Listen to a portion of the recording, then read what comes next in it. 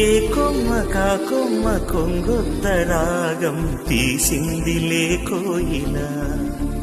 సుమగీతాల సన్నాయిలా ఏ పువ్వు కా పువ్వు నీ పూజ కోసం పూసిందిలే దివ్వెలా నీ పాదాలకే మూవలా ఒక దేవత దివి దిగి వచ్చే ప్రియనేస్తల్లాగా ఎదగూటికి అతిథిగా వచ్చే అనుబంధం కాగా మనసాయ మంత్రాలయం ఇది స్నేహాల దేవాలయం.